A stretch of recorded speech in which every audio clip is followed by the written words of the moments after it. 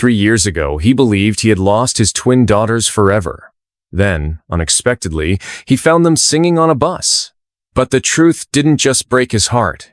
It shattered his entire life before it even began. This is a story of loss, hope, and a family torn apart and stitched back together. Let us know in the comments where you're watching this video from. If you love stories like this, don't forget to subscribe and hit the notification bell.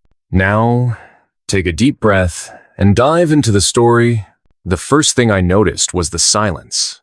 Not the kind that gently settles over a quiet morning, but the kind that feels like the desert itself is holding its breath.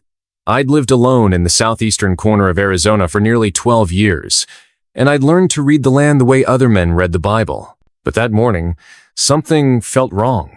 The wind didn't stir, the birds didn't call.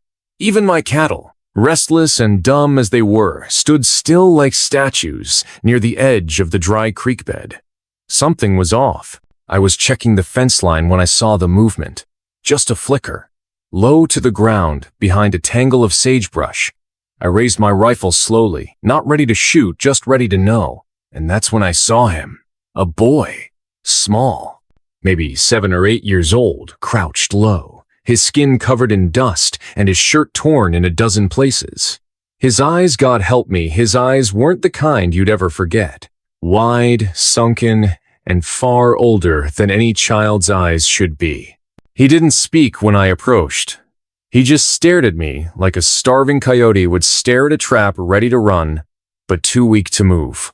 I laid my rifle on the dirt and took a step closer. No sudden movements.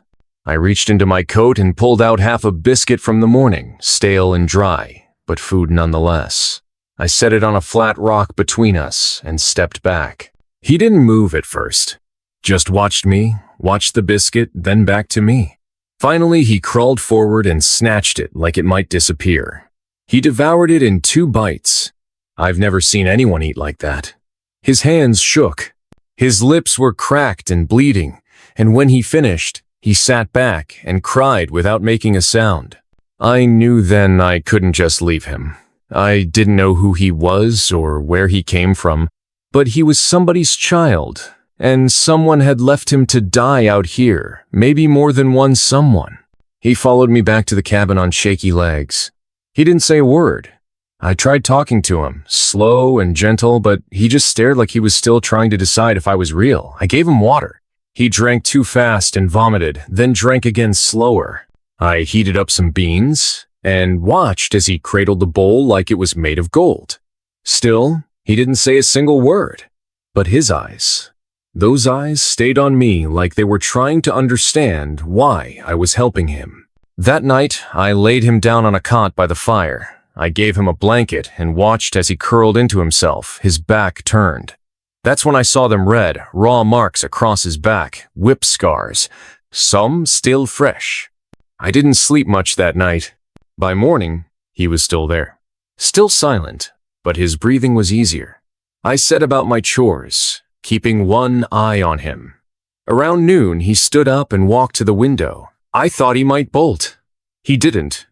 He just watched the horizon like something was coming for him. And I guess something was. I was loading hay when I felt it. That same silence from the day before, now heavier. The horses snorted and stamped. My dog, Ranger, growled low and long. I turned toward the road and saw dust rising. Not just one rider, not 2. Hundreds. I froze. They rode in like ghosts. No war cries, no drums, just thunder and dust, painted faces, spears, rifles, bows, all Apache. They moved in a perfect semicircle around my land. No sound but the creak of leather and the shifting of hooves. The boy saw them too. He ran to me, his face white with terror, and grabbed my arm like I was the only thing keeping him from drowning. I'd fed him. I'd sheltered him. I'd seen the marks on his back. And now, it looked like every Apache warrior in the Southwest was here to collect. I didn't know his name. I didn't know who he was. But I knew one thing with perfect clarity. Giving him back without knowing the whole story felt wrong. A single rider stepped forward. An older man, taller than most, with scars that ran deep, and eyes that saw further than most men cared to look. He carried himself like someone who didn't need to threaten, someone who'd earned his place at the head of a war party. He dismounted slowly and approached. He looked at me, then at the boy behind me. I stood still, rifle at my side, not raised. I wasn't here to fight, but I wasn't about to be bullied either. "You have something that belongs to us," he said in slow, accented English. I didn't reply right away. I looked at the boy, who was trembling behind me. Then I looked back at the chief. He came to me starving, beaten. I gave him food. That's all. The chief didn't blink. He is not just any child. He is the blood of our blood, the future of our people. You cannot keep him. I nodded slowly. Then maybe you and I ought to talk. Because if I give him back and you kill him, I'll never forgive myself. And if I don't, I reckon I won't live to regret it. He stared at me for a long time, and then he smiled. Just a little. You are brave, white man. Or foolish. Maybe both, I said. My voice didn't shake, but my knees sure wanted to. And just like that, the standoff began. One man, one child, against 200 silent warriors waiting for a signal, and I knew the next words out of my mouth could start a war. But something told me, deep in my gut, that this wasn't just about law or tradition. It was about mercy, and what it means to do what's right, even when the cost might be everything. I didn't sleep much the night they came. Even after the Apache war party rode off into the darkness, swallowed by the desert like ghosts returning to their graves, the air in the cabin felt heavier, like their presence had soaked into the walls and refused to leave. I kept my rifle loaded and leaned against the doorframe, watching the boy as he slept or tried to. He curled in on himself, the blanket pulled high over his shoulders, like he was trying to disappear. He didn't speak for the next 2 days. I tried everything. Warm food, quiet words, even silence. Nothing worked. He moved like a shadow, always a few steps behind me, but never meeting my eyes. He watched everything: my hands when I chopped wood, my eyes when I scanned the horizon. He listened like each breath I took carried a message he didn't yet understand. Then, on the third night, it happened. I was tending the fire, turning a small pot of beans when I heard it. A sound so soft, I thought the wind had tricked me. But when I turned, I saw his mouth open, and one single word came out so hoarse and cracked I almost missed it. Nakai. I froze. What did you say? He looked at me with those hollow eyes. Nakai. That's what they called me. I'd heard the word before. Among the Apache, it meant stranger, or more accurately, outsider. It wasn't a name. It was a curse. They called you that? I asked. He nodded. I didn't press him. I didn't ask why. I just ladled the beans into his bowl and handed them over like it was a ceremony. He ate slowly this time, carefully, almost like he felt guilty for it. When he finished, he looked at the fire and whispered, "I wasn't supposed to be born." The words hit like a slap I hadn't expected. I sat down across from him, the fire crackling between us. "Who told you that?" He didn't answer, but I saw it in his eyes. He'd been told it. Again and again, long enough that it had sunk in. He believed it. I leaned back, staring at the flames. "Well," I said finally, "you're here, and that means something." He looked at me with a mixture of disbelief and desperation, like part of him wanted to believe I was right, but the rest of him had already accepted the weight of being unwanted. "Why did they come?" I asked gently. "That war party. What do they want with you?" He shook his head. "They don't all want me, just him. My uncle." I waited. He said I carry the curse. That I was born during a blood moon. That my mother died because I came early. He said I should have gone with her. His voice broke on the last word. He turned away quickly, but I saw the tears. He wiped them like he'd done it 1,000 times before fast, like shame. I let the silence sit between us a long while before I asked, "And your father?" Another shake of the head. "Don't know. She never said." "I think he was white." That explained a lot. Half-blood. Mixed child. Neither world would have welcomed him easily. The Apaches would see him as impure. The white men would see him as a threat. In a world ruled by blood and color, he was an orphan of both. "You're not a curse," I said softly. "You're just a boy. A boy who's had to survive things most grown men couldn't." He didn't reply, but he didn't turn away either. That was enough for now. The next few days settled into a kind of rhythm. I taught him how to chop wood. He was clumsy, but eager. I showed him how to feed the horses he liked, the youngest colt the best, a spotted mare with a stubborn streak. I gave him space, but not too much. He started to speak more. Simple things. Quiet thoughts. Never smiles, not yet, but his eyes were changing. Just a little. Then the letter came. Delivered by a rider from town, dust-covered and grim. I opened it with rough fingers, my heart sinking with every line. Land dispute. Notice of hearing. Trespassing complaints. Filed by U.S. Marshals on behalf of the Army. Investigation into harboring indigenous minor pending. I read it 3 times, then folded it and tucked it in the drawer beneath my spare ammunition. The law was coming. Not the kind that brought justice, the kind that brought force. I knew what it meant. The boy wasn't safe here anymore. Maybe he never was. That night, I told him, "We need to leave," I said. "Go somewhere farther out. West, maybe. Past the rivers." He didn't argue. He just asked, "Will they follow?" I didn't lie. "Yes." He was quiet a long while. Then, "I don't want to run." That surprised me. "You'd rather stay and face them?" He nodded. "I'm tired of hiding. If they want me, let them come." I looked into his face and saw a strange, growing fire behind those eyes. Not just fear, not just survival, something else. Something older than either of us. We didn't run, but we didn't wait idly either. We spent the next few days preparing. I fortified the cabin, set traps near the back trails, loaded supplies onto 2 horses. I taught him to shoot. At first, he flinched. Then, he learned to breathe through it. Aim steady, respect the weapon. He hit the can on his 6th try. He smiled just once, and then it was gone. But that one smile carried more life than anything I'd seen from him since the day we met. The night before the storm came, he asked me something I didn't expect. "Why are you helping me?" It took me a minute to answer. I lost someone, a long time ago. My daughter. She was just about your age.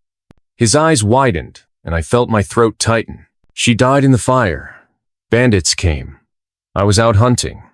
When I came back, I stopped, staring into the distance, as if I could still see the smoke. "I never forgave myself," I whispered.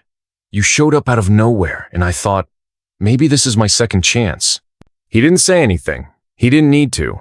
That night, he slept closer to the fire, and in the deep silence before dawn, I heard it again, hooves. But this time, it wasn't Apache. This time, it was worse.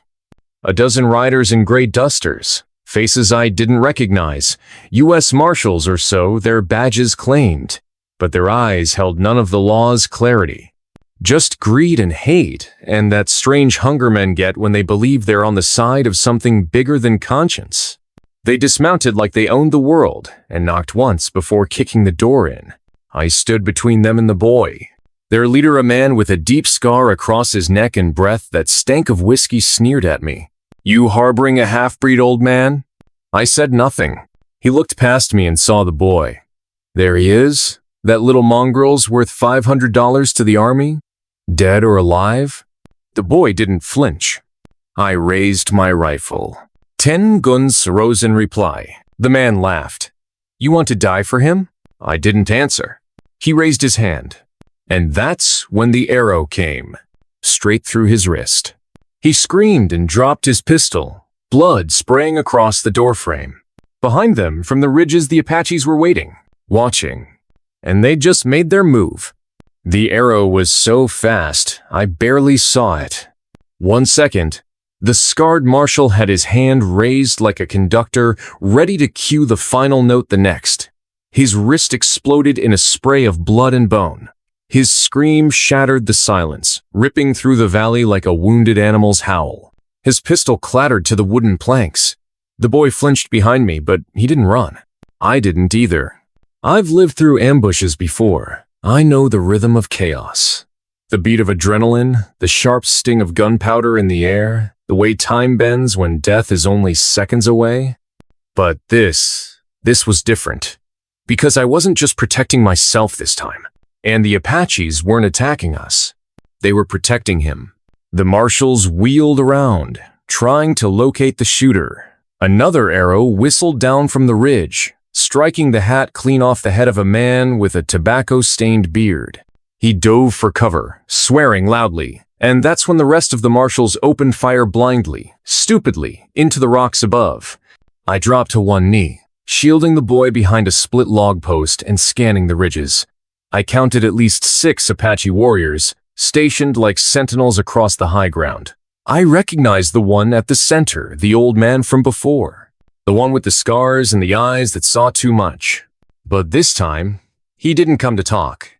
He came to finish what someone else had started. I turned to the boy. "Get inside! Don't come out! No matter what!" He hesitated. "What about you?" "I've danced with death before," I said. "But this time, I've got partners." He nodded and slipped inside. I heard the scrape of the door bolting shut behind him. Then I stood and raised my rifle. I didn't shoot to kill, not yet. I fired a warning shot into the ground in front of the nearest marshal, just enough to knock some sense into him. He dove sideways, his revolver slipping from his fingers. The others kept firing wildly at the ridge, completely missing the point. These weren't outlaws. These were hired hounds, men paid to do what good men wouldn't. And they had no idea they'd stepped into a trap older and wiser than any lawman's badge. A third arrow landed inches from the boot of their horses, sending the animals into a frenzy. One broke its reins and galloped into the open plain, screaming. The others reared and bucked. The marshals scrambled to control them, but it was no use. By the time the shooting stopped, the only sounds left were panicked breath and the creak of stirred leather. The old Apache stepped out from the ridgeline. His horse walked slowly, proudly. He didn't raise his bow, didn't call for an attack. He just rode alone straight toward the cabin. And I knew this wasn't just another warning. This was a reckoning. The marshals didn't run, not yet, but their posture shifted. Guns lowered, eyes wide. The scarred leader was still clutching his ruined wrist, eyes twitching with rage and disbelief. His authority had been stripped away by a single arrow and the silence of men who weren't afraid to die. The old Apache stopped 10 feet from the porch and looked at me. Not with anger, not even suspicion, but disappointment. "You said you would protect him," he said. "He did," I replied. "Still, he looked past me, toward the door. "You've sheltered him in wood and stone, but you have not yet sheltered him in truth." I didn't understand. Not yet, but I would. He dismounted and came forward. His warriors remained on the ridge loyal shadows. He stepped onto the porch and stood inches from me. "Let me speak to him." I hesitated, then nodded. The boy came out slowly, barefoot, silent, his eyes locked onto the old man's, not with fear, not anymore, but recognition. The old man knelt in front of him. He didn't speak for a long time. Then, "Do you know who I am?" The boy shook his head. "Only that you ride with them." "I do. Because I am them. And so are you." The boy blinked. "They said I wasn't. They were wrong. And I was wrong to let them say it." I stepped back, giving them space I didn't fully understand. This was no longer mine to mediate. "I held you when you were born," the old man said. "You cried like the wind, strong, loud. Your mother bled too long. We couldn't stop it, but she smiled, until her last breath." He paused, eyes closed. She whispered a name. The boy swallowed. "What name?" "Taza. It means dawn." The boy whispered it to himself. "Taza, you were born in blood, yes, but not cursed. Blessed. Your mother gave her life to give you yours. But they hated me, because they were afraid of what you are. And what am I?" The old man rose slowly. "A bridge." He turned to me then. "There is a story here, deeper than you know." And so he told it. Long ago, Before my time, before most men remembered anything except how to shoot and survive, there had been an uneasy alliance between the white settlers and the Apache clans in this valley. One built on trade, land, and silence. But then a girl, a young Apache woman, fell in love with a white soldier. They met in secret, hid their love behind trees and firelight. It was foolish, reckless, but it was real. She became pregnant. The soldier fled afraid, perhaps, or forced. No one ever knew. She returned alone. The elders, bound by ancient laws, saw it as betrayal, as shame. Some called for her banishment. Others, for worse. But one man stood between them and Blood, her brother. The old man standing now before me, he pleaded for mercy. For reason, they compromised. She could live. The child, if born, would be taken far from the clans, raised apart, a ghost, neither one of them nor fully of the white world. That child, the boy before me, had survived 12 winters in exile, alone, beaten, told he was less than nothing. And now he had returned, not as a ghost, but as fire. The old man finished his tale with a voice worn raw from memory. He is the key to peace, he said quietly, or war. It depends on what we do next. The marshals stirred behind us, forgotten but not gone. Their leader stepped forward, sneering through pain. I don't care who he is, he spat. The army wants him.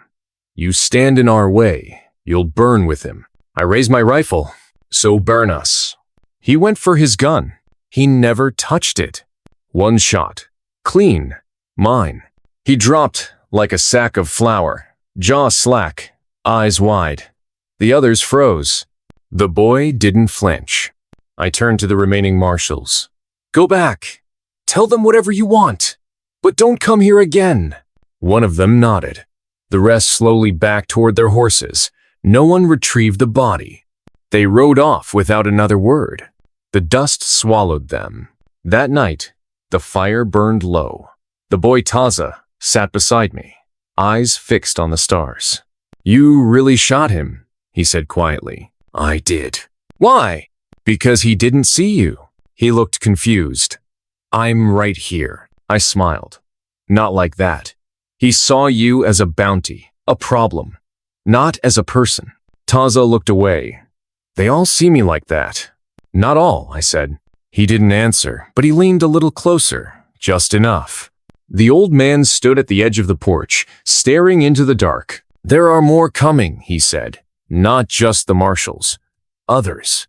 Men with bigger guns and fewer questions. I nodded. Then we make ready. He turned to me, eyes glinting. Not to run? No, not anymore. Taza looked up. What if we can't win? Then we make them remember why they had to try so hard. The next morning, the world felt different. It wasn't the kind of change you see with your eyes.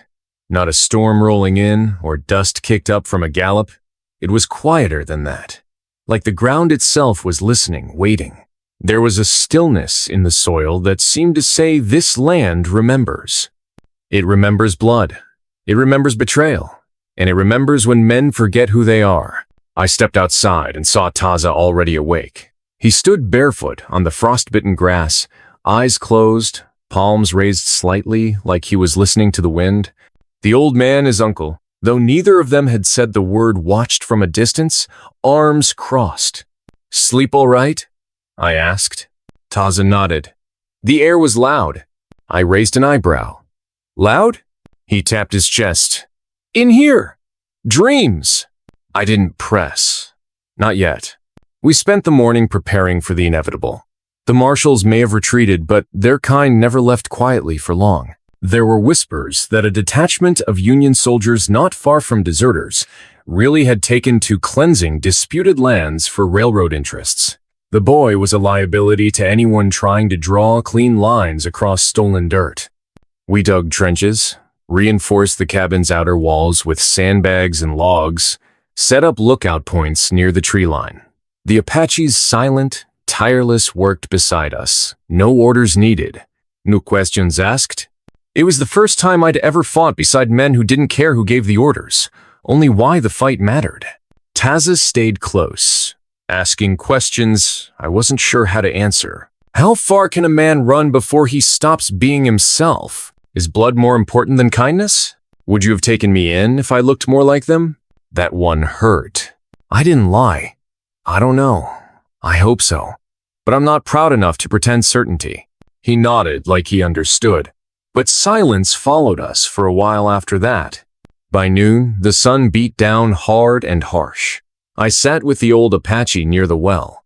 He lit a carved pipe and puffed slowly, watching the horizon as if it might suddenly crack open and spill ghosts. "You believe this is worth dying for?" he asked. "Not dying," I said. "Living.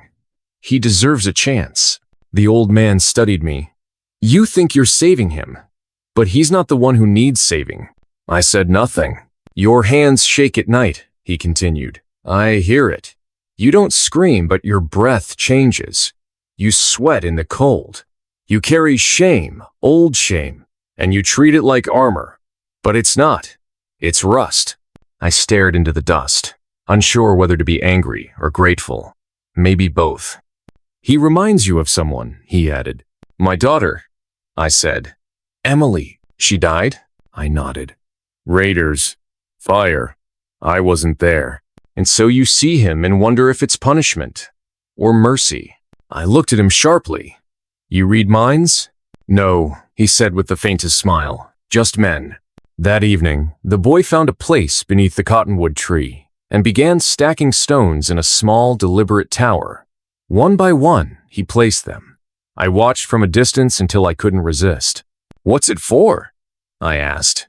"A memory tower," he said. "My mother used to make them. Each stone is a moment. And what do they say?" "They don't speak," he said, "but they stay. That's enough." I sat beside him. "May I add one?" He nodded. I picked a jagged rock the size of my fist and placed it carefully. "For the day you stood your ground." He placed another. "For the first meal that didn't taste like fear." We built until the tower was 10 stones high. And for the first time since he came into my life, I saw it not just strength, not just survival. Hope. Night came quickly in those days. The kind of night that presses against your skin, asking questions with no words. I took the first watch from the roof while Taza slept below. The stars were sharp and restless. I found myself counting the seconds between wind gusts, like it might anchor me to something. Around midnight, the scout returned. He didn't speak, just dismounted and walked straight to us.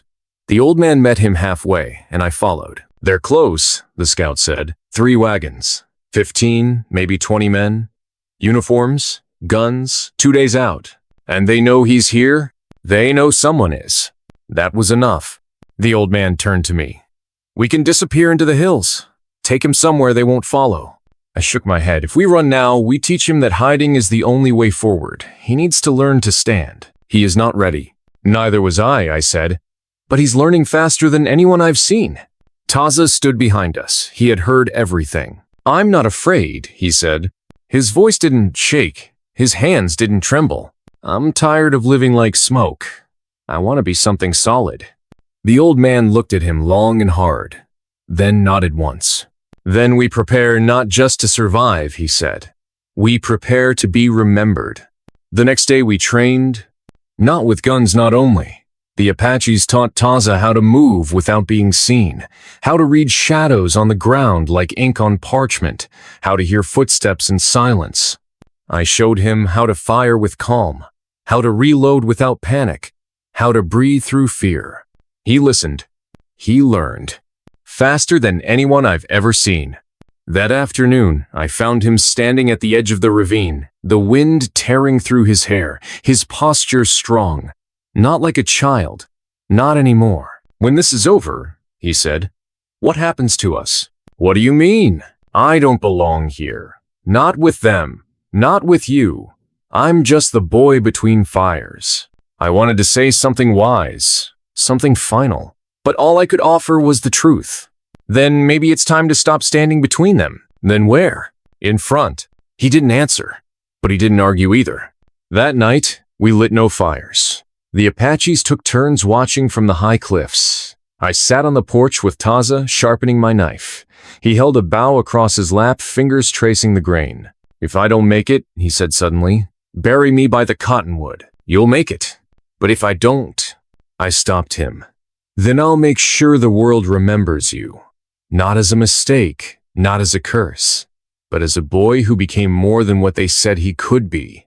His eyes shimmered in the starlight. "You already are," I added. He said nothing, but he reached over and held my hand. Just for a moment. Then the wind changed, and we knew. They were coming. The morning they came, the sun didn't rise. Not really.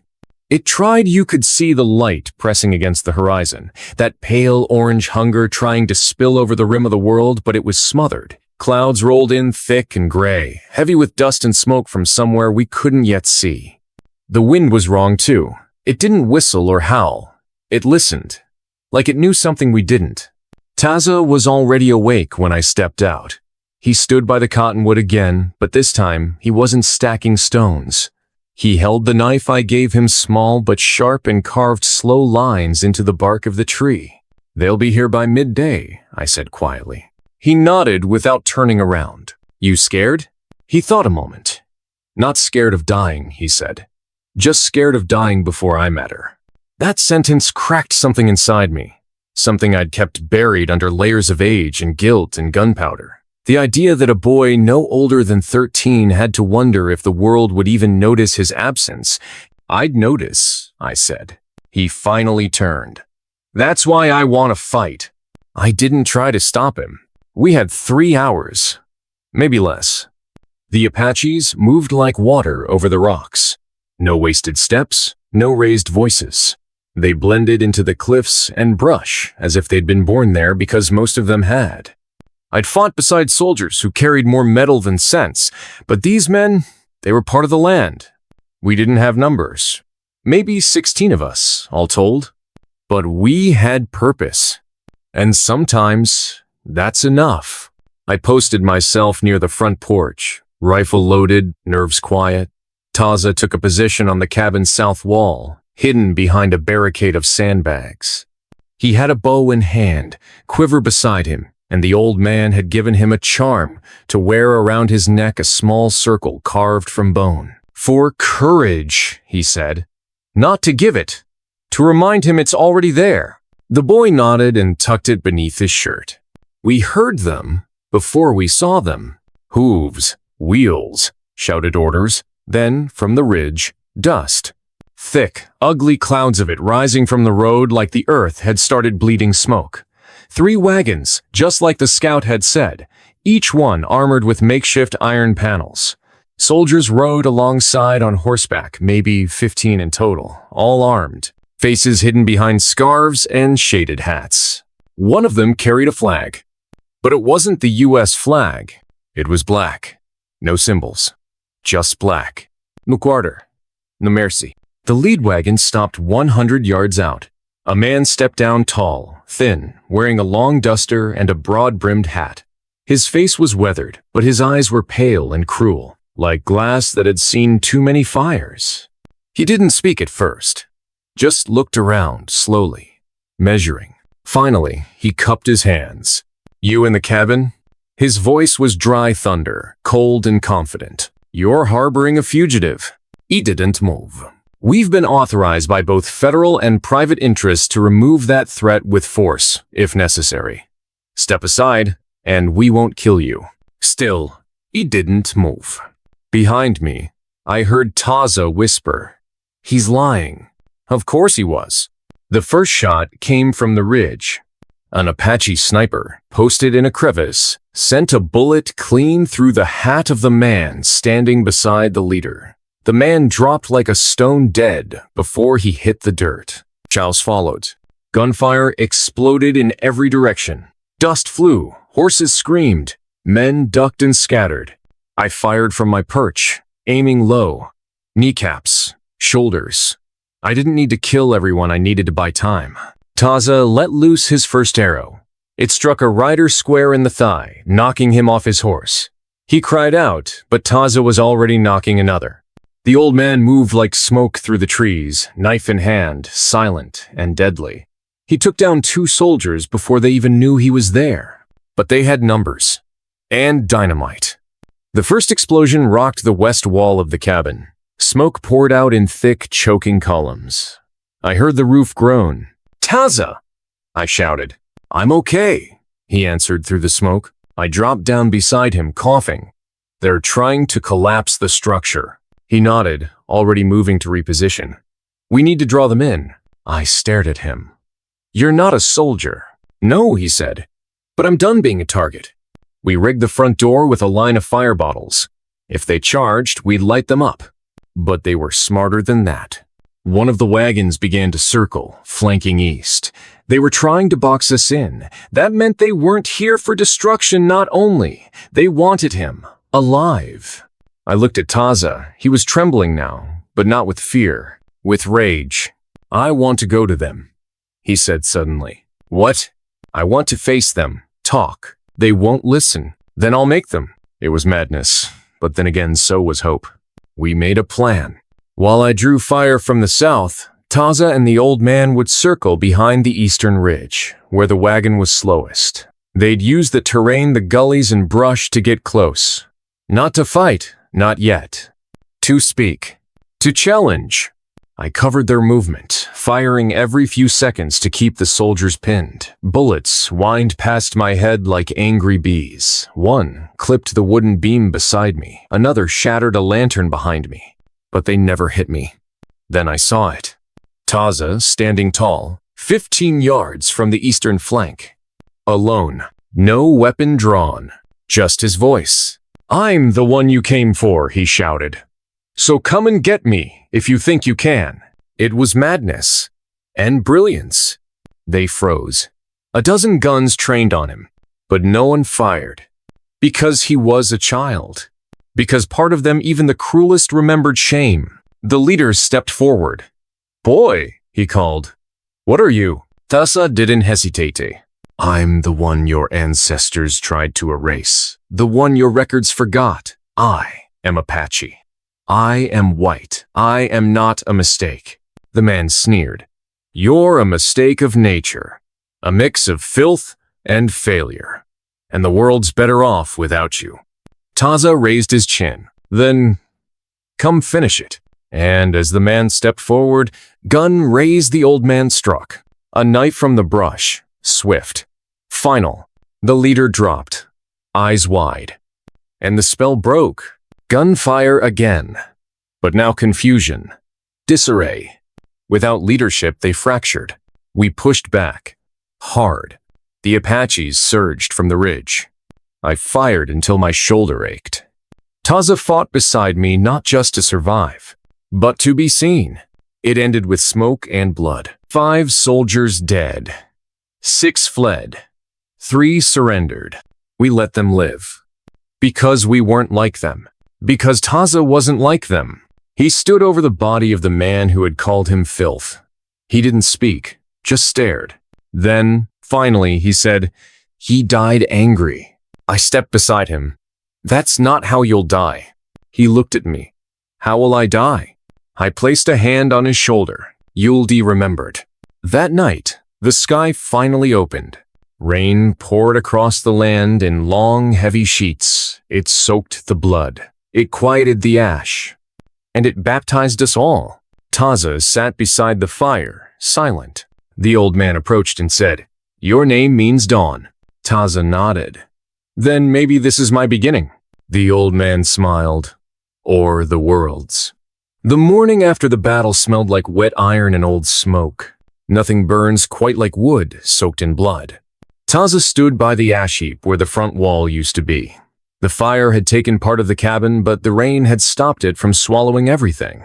Smoke still curled up from the broken timbers, slow and lazy, like it had no more reason to rise. He didn't speak. He hadn't since the final gunshot. He didn't push him. Some wounds bleed louder when you leave them alone. The Apaches buried their dead quickly in silence, without ceremony. Not out of disrespect, but necessity. Grief had no place in a valley that might be watched. And besides, they believed the soul moved quickly. Why linger where only the body remained? The old man approached me while I wrapped my wounded arm. "We cannot stay," he said. "I know. They'll come again. And not with wagons, with trains, with maps, with names written on paper we can't erase." He was right. The first battle was over, but the war had noticed us. We made plans that night. At the far edge of the southern ridge, there was an old mission half collapsed, stone and clay held together by stubbornness and God. Nobody lived there now, but rumors said inside its walls were tunnels, rooms built by priests centuries ago to hide from raiders, or to hide their sins. Either way, it was shelter. And more important, it was invisible. If we moved under nightfall, carried what we could, we might vanish before scouts returned. The Apaches would split some to lead false trails, others to gather families from safer valleys. Taza listened to every word.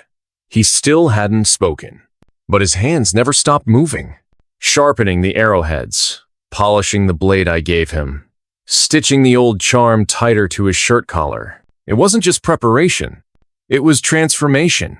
Before we left, I returned to the battlefield, not to honor the dead, but to find him the man with the glass eyes.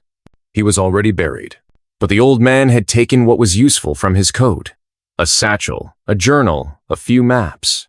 I read the journal that night, by lantern light while the others slept. It was worse than we thought. The man wasn't working alone. He was a scout for something called the Division, an unofficial network of mercenaries, bounty hunters, and former soldiers operating outside the law, funded by land barons and industrial syndicates. Their purpose? To eliminate instability along the frontier by controlling mixed blood populations and suppressing tribal resistance. In plainer terms, they hunted people like Taza. The Division wasn't interested in justice. It wanted control. We left before dawn. 6 hours of walking through canyons slick with rain. No fire, no horses, no sound but boots and breathing. Taza finally spoke when we reached the edge of the mission ruins. "Are we hiding?" I looked around crumbling walls, broken stone, wind whistling through the bones of the past. "No," I said. "We're waiting." "For what?" "For the next move." He stared at the broken archway above us. "Feels like we already lost." "Why?" "Because they still get to decide when it starts again." I didn't have an answer. Because he was right. We spent 2 weeks in the mission. Patchwork days. Hunting in the early morning. Boiling rainwater over scavenged clay pots. Reinforcing old doors with timber and scrap metal. Taza trained every day, not just with weapons but with the old man. Learning signs, tracking, reading smoke and wind and sky. He started asking deeper questions. What makes a man bad? What if we fight too long and we forget why? Can peace be taken or only given? He was becoming more than a survivor. He was becoming dangerous. Not in the way of guns or arrows. In the way of ideas. One night, around the fire, I pulled out the journal again. Taza leaned in. "What does it say?" I turned to a bookmarked page. Subject: 14 sighted again near Red Canyon. Confirmed mixed origin. Exhibiting resistance behavior. Final instructions: capture alive if possible. Eliminate if compromised. Taza's hands clenched. 14, he said. The old man nodded. "It's you. How do they know who I am?" "They knew who your mother was," I answered. "She was part of a resistance circle. Helped hide children from conscription. They probably had a list." Taza looked down. "She died thinking they'd forget me." I put a hand on his shoulder. "She died hoping they would." He nodded, then said quietly, "I won't let them win." The next morning, I awoke to find Taza gone. No noise, no note, just a trail of wet footprints down the stone steps toward the canyon. I followed, found him standing on the edge of the cliff, overlooking the valley below. He pointed. Smoke, far in the distance. Too clean, too steady. A signal. "They're coming," he said. "But not for us." I raised my scope. He was right. A caravan, not soldiers. not division men, wagons, families, refugees, dozens of them, being herded by armed men. Taza turned to me. They're moving survivors. For what? He didn't blink. To erase them. We gathered the others. 5 Apaches, 2 women, 1 hunter, me, and a boy who no longer looked like a boy. We didn't argue. We didn't debate. We packed what we had and began the march. Not to fight a battle, to steal back a piece of humanity, to stop a machine that had already eaten too much of the world. The trail was long, the night air cold. Coyotes howled from the ridgelines like spirits laughing at our futility. But we kept walking, because we knew what we carried wasn't just weapons. It was memory, the names they tried to erase, the stories they tried to drown, the blood they pretended was never spilled, and above all, the fire they thought was gone. It wasn't. It was in the boy walking beside me, quiet, focused, alive. We reached the plateau just after dusk. The sky above us was painted in that strange, wounded purple that only appears when the sun's dying light clashes with storm clouds still nursing rage. Below us, the caravan. 3 wagons, 24 people, shackled, faces bent downward, hollowed out by exhaustion and fear. A fire burned in the center of their makeshift camp, the kind of fire that wasn't for warmth, but for control. Around it, 6 armed men lounged, laughing, throwing bones and coins into the dirt like gods betting on the fate of insects. I counted 2 rifles, 1 long-range repeater, and a scattergun leaning against a log. Taza watched in silence, jaw clenched. I could feel the storm building inside him, not just of anger, but of purpose. He turned to us, his voice calm, but colder than stone. We free them tonight. The others hesitated. We don't know how many will survive a run in chains. One of the Apache women said. If we wait, I replied, there might be no one left to run. Taza didn't argue. He didn't raise his voice. He just knelt down and drew a line in the dirt with a twig. The line split in 3 directions, 1 for the ridge, 1 for the canyon's mouth, and 1 for the camp itself. We take them from 3 sides, he said. No guns, arrows only. Quiet. And if it goes loud? I asked. Taza met my eyes. Then we end it fast. The plan was simple. 3 of us would circle to the east, where the wagons were loosely guarded. The others would wait until the patrolman nearest the fire took his first sip from the jug he drank every hour, like clockwork. We had 20 minutes to reposition. I remember the smell wet cedar, cold dirt, and something else beneath it. Something metallic. Old blood. When we reached the slope behind the second wagon, I saw them a little girl no older than 10, asleep against a woman's side. Her wrists chafed red from the rope. She didn't even stir when the first muffled arrow dropped the guard at the fire. It had begun. We moved fast. The Apache woman beside me sliced the bindings with a sharpened obsidian shard. I grabbed the nearest prisoner, a teenage boy with hollow cheeks and broken shoes, and whispered, "Run when I say." Screams broke through the night. One of the guards spotted movement and fired wildly into the dark. The scattergun roared, but it was too late. Taza was already inside the circle, moving like shadow, blade in hand. He wasn't killing with fury. He was killing with precision. Each movement clean. Each strike deliberate. He wasn't a boy anymore. He was something else. We freed 18 of them. 4 couldn't run, too weak, too injured. We built a stretcher from wagon boards and carried them. 2 guards fled. 1 we let go deliberately. Sometimes, it's not the arrow that breaks an empire. It's the whisper of a failed night. We didn't return to the mission. It was no longer safe. Instead, we led the group toward the Mesa Land's deep canyons with hidden passes only the old ones remembered. It would take days. Food would run thin, but they'd be alive. For now, at the first rest stop, a woman approached me. Her voice was quiet, like wind over broken glass. They said we were going to a new town, said we'd get homes, land. I nodded. They say a lot of things. She looked toward Taza, who sat alone. sharpening his blade under the moonlight. Is he one of them? I followed her gaze. No, I said. He's what they fear becoming. That night, I found Taza alone by the canyon's edge. He didn't look up as I sat beside him. How many did you kill tonight? He asked. I paused. 4. I killed 6. We sat in silence for a while. Below us, the wind howled through the stone like ghosts with unfinished sentences. He finally spoke again. I don't feel anything. You will? I said.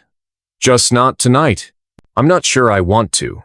I looked at his hands stained with blood, shaking slightly. Not from fear, from restraint. You did what was right. He shook his head. Right feels quiet. This felt loud. I couldn't argue. Some truths didn't need correcting. By the 4th day, the children began to speak again. They played with pebbles, sang old songs under their breath, even laughed once or twice. But the adults remained quiet, eyes haunted. Some wouldn't sleep unless someone stood watch. Taza never left them alone. He walked among the sick, carried the weakest on his back, gave his water to the old. People began looking to him before they looked to me, and I didn't mind. He wasn't a symbol anymore. He was becoming a leader, one not chosen by votes or blood, but by survival. On the 5th day, a boy brought us something, a scrap of paper, found in one of the wagons, hidden beneath a loose board. It was part of a larger map marked with locations, dates, and something strange. Phase 2. Reclamation Centers Red Bluff, Blackwood, Harker's Cross. 3 names. 3 places. I knew Red Bluff, a town long thought abandoned. But the other 2, not on any standard map. Only one word was scrawled beneath the locations. Processing. Taza read it in silence, then whispered, They're not done. No, I said. They're just getting started. We held a meeting that night. Not just among us, but with the rescued. Some wanted to keep moving. Some wanted to hide. And a few, just a few, wanted to fight. But nobody spoke first, until Taza stood. He held the map scrap high above the firelight. I was born because my mother refused to be quiet, he said. They erased her name, burned her village, hunted me across the land she loved. He paused. They don't care who you are, what tribe, what language, what prayer you whisper. They want silence. And they want soil soaked in it. The wind picked up. But we are still here. He looked around, eyes meeting every scarred face. And they can't stop what still breathes. That was the night we became something new. Not a band of fugitives. Not just survivors, but witnesses. And witnesses, when denied a voice, become weapons. Taza became our edge. I became its shadow. And together, we prepared for what lay beyond the map.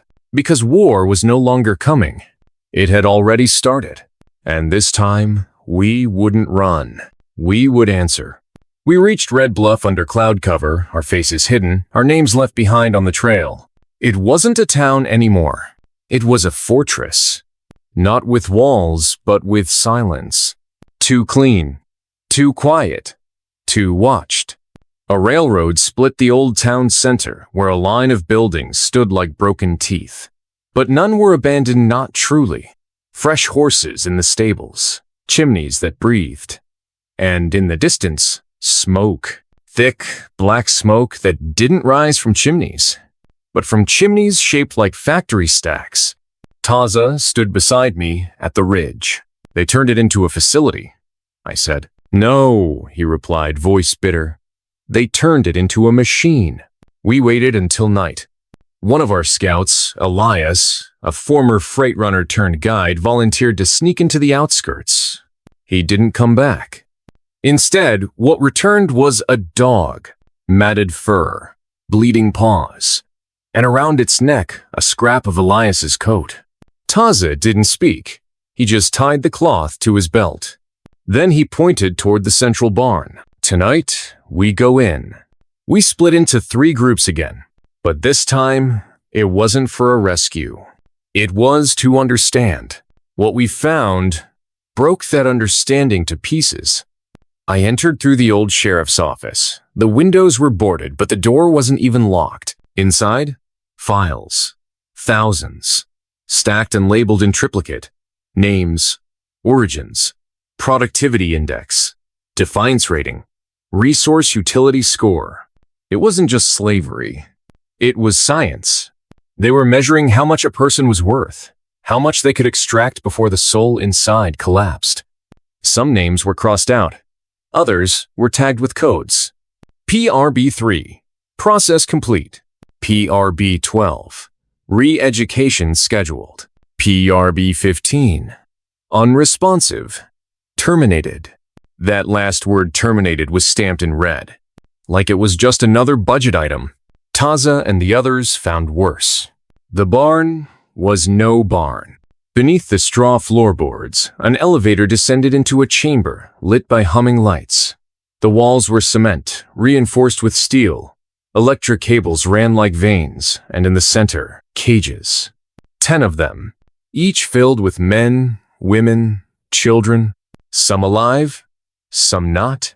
And behind it all, standing in the control room, watching everything like a priest at the altar of death, was a man, clean-shaven, long coat, glasses, smiling. Taza's hand twitched toward his blade, but he didn't move. Not yet.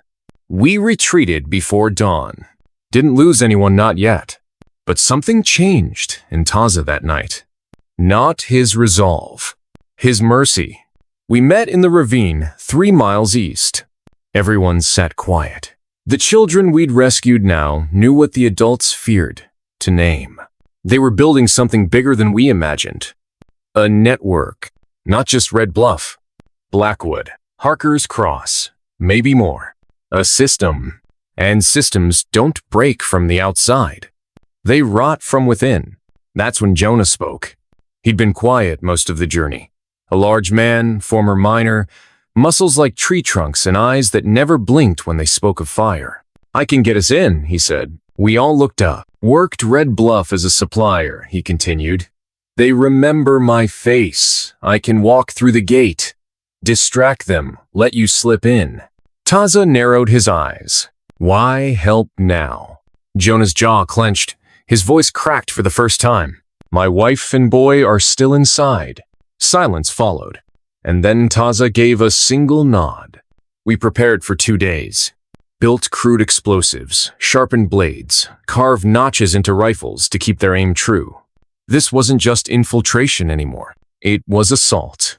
Jonah led us through the river tunnel beneath the cliffs. It reeked of waste, of blood, of broken things. But it brought us to the rear hatch of the facility unseen. Until the alarms. We were betrayed. The moment we entered, lights flared and doors slammed behind us. Gunfire erupted. 2 of ours dropped immediately. "Jonah, turn." "I'm sorry," he whispered. Then a bullet struck him in the throat from one of theirs. Even traitors don't get mercy here. Chaos. Taza moved like lightning. I covered him, firing from the shadows, picking off guards one by one. Children screamed from cells. The scientist, the man in the long coat, fled to the upper floor. I chased him. He was faster than he looked, but not faster than a bullet to the knee. He fell hard, screaming. I stood over him. "What is this?" I demanded. He smiled, blood in his teeth. This is order." He pointed to the map behind him, dozens of sites, hundreds of names. "You can kill me, but you can't kill structure." Taza entered then. He said nothing. He didn't need to. He dragged the man by the collar and threw him into one of the empty cages, then sealed the door and threw away the key. We freed Fochovo prisoners, burned the files, collapsed the tunnels, but we didn't celebrate. We knew this was just one head of the Hydra, and Hydras grow back faster than you can imagine. That night, I sat beside Taza. His face was lit by fire, but his eyes weren't watching the flames. "They're deeper than we thought," he said. "They always are," I replied. He looked up. They think we're unorganized. That will scatter. And will we? I asked. He smiled just slightly. No, we'll hunt. From Red Bluff, we sent runners, messengers, stories. We carved the truth into stone, into bark, into wind. We left symbols, an arrow snapped in half at every outpost, every train station, every stolen camp. And across the land, others began to answer. Hollow eyes began to burn again. Chains became weapons. Names long erased were spoken once more. Taza, Lupa, Elias. The fire from Red Bluff. Because when people have nothing left to lose, and something worth dying for, they stop being victims and start becoming storms. We thought Red Bluff would be the turning point. We were wrong. It was the invitation to war. News of the fall spread like blood in water. From Black Hollow to Snake Ridge, flickers of rebellion rose. Sabotage tracks, freed caravans. Branding stations set ablaze in the night. The broken had started to stand. We were no longer just shadows. We had names. Whispers in taverns. Markings on doorways. Songs sung in half-silence by children. Taza's face appeared on wanted posters. High-value dissident reward, $50 dead preferred. Dead preferred. They were afraid. But scared men don't retreat. They strike. It started in Cinder Vale. One of ours, Lupa's brother, Kyo, had built a new camp in the mountains. A sanctuary. Clean water. Hidden paths. Children laughing. Gone in a night. Smoke rose for 3 days. When we reached the ruins, bones were all that remained. Charred. Small. Even the dogs were hanged. Taza didn't cry. He just walked to the tallest hill and screamed. Not a cry of grief, but war. We regrouped at Iron Bend Crossing. Leaders from every shattered edge of the Old West came. Former slaves, runaway soldiers, railroad workers, women who'd fought with nothing but a shovel and teeth. And they looked to Taza. What now? One of them asked. He looked down at the map. They've been centralizing, he said, pulling everything into the foundry. Silence fell. Everyone knew the name. The Foundry. Not just a camp, a complex, a core, where the orders come from, where the branding began, where they broke minds with wires and steam. The last stronghold. And the most heavily guarded. We hit it, Taza said. Someone laughed. You're mad. Maybe, he replied. But you've all fought. Bled. Lost. Tell me, what do we become if we stop now? Nobody answered. They didn't need to. We prepared. Every last rifle. Every stolen uniform. Every child trained to run fast and hide faster. The Foundry sat like a cancer in the canyon. Steel walls, electric fences, guard towers that bled light into the stars. We didn't have numbers, but we had rage. And rage doesn't knock. It erupts. The attack began at dusk. Lupa led the eastern flank. I took the west. Taza went straight through the front. Not as a soldier, but as a message. We lit the sky with fire. The towers fell fast. The alarms never stopped. Gunfire screamed like crows, and we answered with blades, with fists, with sheer fury. But they were waiting. Traps. Gatling guns hidden in carriages. And behind them, ashcoats. Elite guards. Faces hidden. No voice. No mercy. They tore through our lines. Jonas the boy, who once fixed rifles in the back, died shielding 2 girls. Lupa took a blade to the gut but refused to fall. And Taza, he made it inside. He found the heart of the Foundry. A chamber with no windows. Just dials, pipes, and a single chair. In it sat a man. Old. White hair, one eye, a scar running down to his collar. He looked up. Been waiting for you. Taza didn't answer. The man gestured to the controls. You think this stops with me? You think breaking the machines changes anything? He smiled. Break 1. the system grows another. Taza walked forward, took out his knife, and placed it on the console. Then he looked the man dead in the eye. "You built a world of chains," he said. "But you forgot something." The man raised a brow. Taza leaned in. "Fire spreads." He pulled the lever. The explosives we'd buried deep in the vents with the children we'd smuggled in disguised as workers triggered. The foundry shook. From inside out. Steel bent like paper. Fire rushed like a howl. Screams filled the tunnels. Taza didn't leave. I saw him last standing at the highest balcony, coat whipping in the flame wind. He didn't wave. He just nodded. Once. Then disappeared in the blaze. We lost half that night. But the world gained something.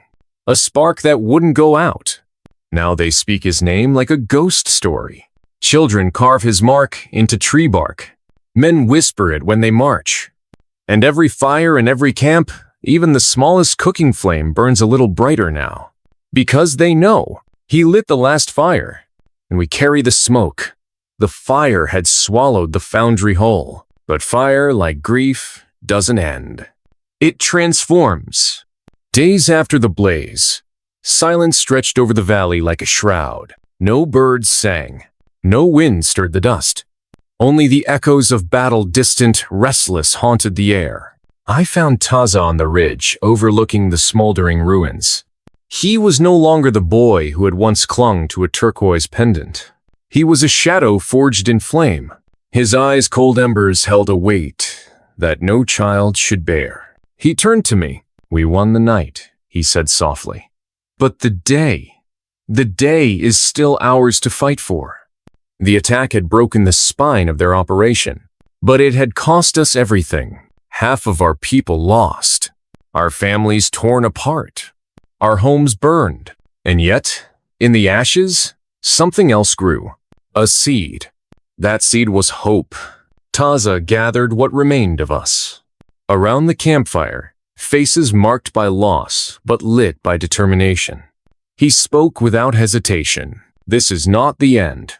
He reached into his shirt and pulled out the bone charm the old man had given him so long ago. "Every story has a price." He paused, voice steady. "I will pay mine." The next morning, before dawn, Taza rode out alone. No words. No goodbyes. Just the rising sun chasing his silhouette across the plains. We knew. We always knew. Taza's last ride was not a retreat. It was a reckoning. Far beyond the borders, where the land blurs into legend, where maps turn to whispers, Taza rode to the heart of the enemy's power. The place they called the Citadel, a fortress of iron and blood. Inside, Taza moved like a ghost. Silent, unseen, unstoppable. He reached the throne room.